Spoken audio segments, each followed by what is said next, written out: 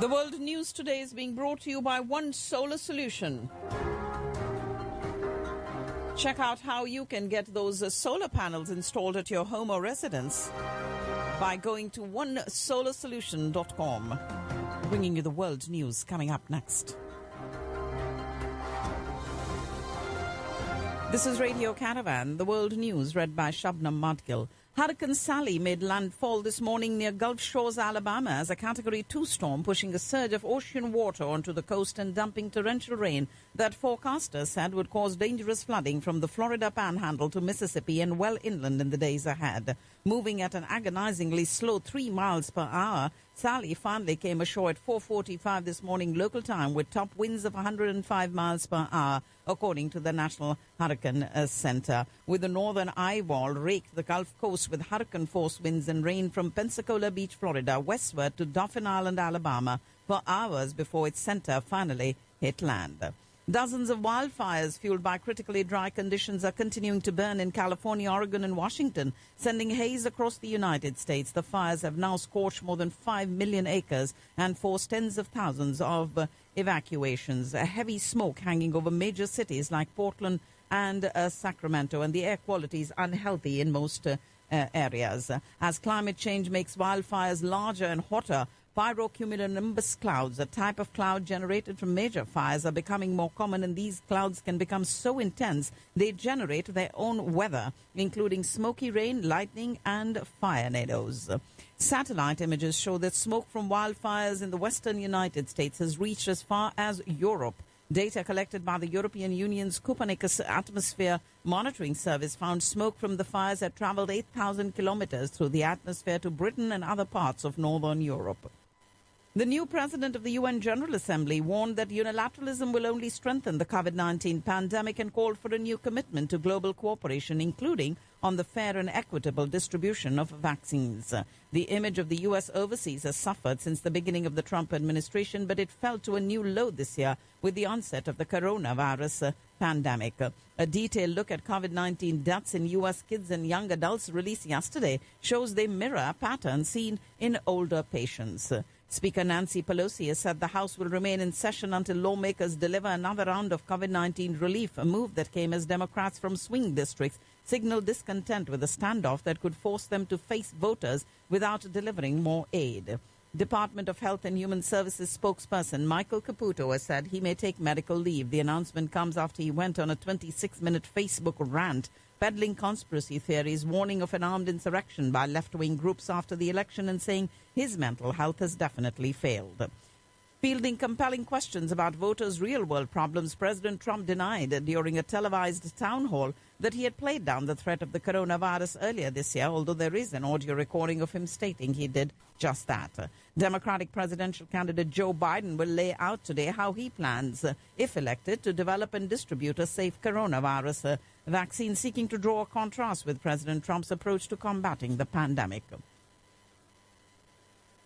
Scientific American has endorsed Joe Biden, the first presidential endorsement in the magazine's 175-year history. Its editors say they felt compelled to do so because President Trump's well-documented rejection of science, from climate change to the coronavirus, has cost tens of thousands of American lives. President Trump's campaign commercial titled 4 More Years, aimed at winning support from the country's Indian American voters, has hit the 10 million views. And a poll of Indian Americans has found that 66% of respondents favor Democrat Joe Biden for the presidential election, while President Trump trails way behind at 28%. As a community with the highest earnings, Indian Americans are also flexing their financial muscle, as the survey put it. And legal advocates are lining up on both sides of actor Bill Cosby's appeal as the Pennsylvania Supreme Court prepares to review his 2018 sex assault conviction. A federal appeals court will consider whether Harvard University discriminates against Asian American applicants in a closely watched case that could impact whether U.S. colleges can use race as a factor in admissions. Venezuelan security forces and allied groups have committed systematic human rights violations, including killings and torture amounting to crimes against humanity, according to UN investigators. And a fundraising group working on behalf of President Trump has run into trouble for posting an ad featuring Russian warplanes. The Trump Make America Great Again committee which serves as the fundraising arm of the president's campaign, ran the offending digital ad for several days last week. The White House yesterday was festooned with the flags of 4 nations. There were trumpet blasts, multiple signatures on various pieces of paper, and much weighty talk about blood and history. Everything you might expect from a peace deal, and not just any peace deal. The agreements signed in Washington yesterday were titled the Abraham Accords, implying a epochal reconciliation between Judaism, Islam and Christianity, 3 faiths with shared Middle East ancestry. Israel signed deals to normalize ties with the Gulf states of the United Arab Emirates and Bahrain yesterday that were brokered by President Trump in what is described as a diplomatic breakthrough. And the Israeli military, meanwhile, struck Hamas militant sites in the Gaza Strip early this morning in response to rocket fire towards Israel the previous night that coincided with the signing of the normalization agreements.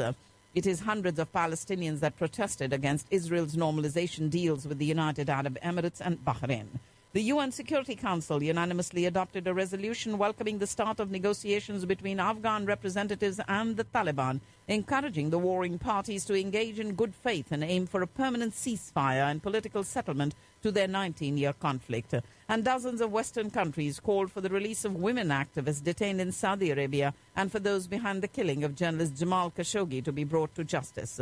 Iraqi authorities said that U.S. air defenses had intercepted 2 rockets fired towards the Green Zone in central Baghdad. Libya's east-based army claimed that its troops killed at least 7 Islamic State militants, including foreign fighters, in a raid on their hideout in the country's south. And the UN Security Council adopted a resolution demanding that all countries enforce the widely violated UN arms embargo on Libya, withdraw all mercenaries from the North African nation.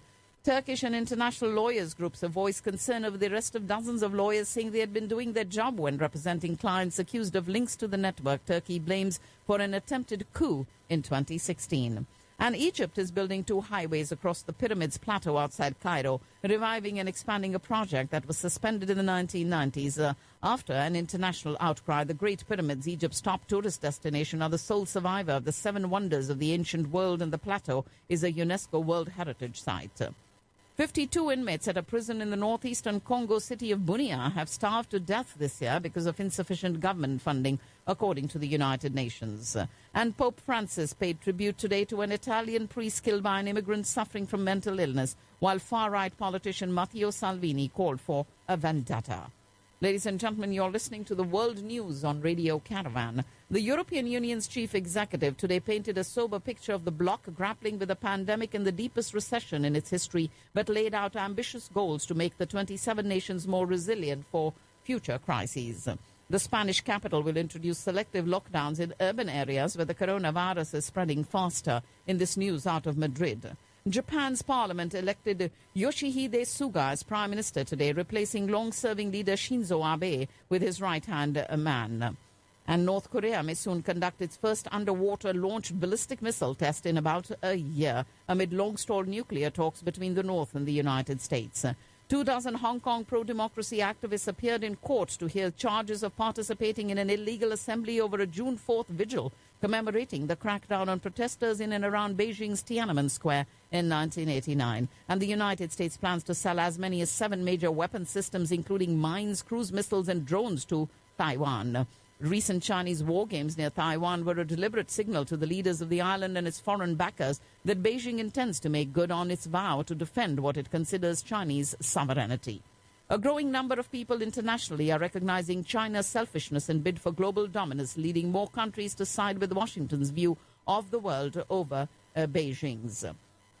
Preparing for a long winter ahead there, facing the People's Liberation Army in East Ladakh, the Border Roads Organization has decided to allow Srinagar, Zoji, Kargil Leh access to be closed only for 45 days from the past average 95 days due to the snow. And having gone 45 years without a bullet being fired along the line of actual control, India and China had at least 3 firing incidents between their troops in eastern Ladakh in the last 20 days over the ongoing territorial dispute. And the recent actions by the Indian Army amid the border tension demonstrate India's determination to stand up to China's bullying. India has become the second country in the world after the U.S. to record 5 million COVID-19 cases, with 1 million coming in a world record time of 11 days. The Serum Institute of India has received Indian regulatory approval to resume local clinical trials of AstraZeneca's potential COVID-19 vaccine. And the government will hold a crucial meeting with the opposition parties today to chalk out a strategy for smooth running of the monsoon session of Parliament. India's national emblem is likely to sit atop a new parliament building, according to the latest design iteration prepared for the tendering process, replacing a spire that was meant to come up in an earlier version. 14 people killed after a boat carrying over 40 devotees to a temple in Rajasthan's Bundi district has capsized in the Chambal River.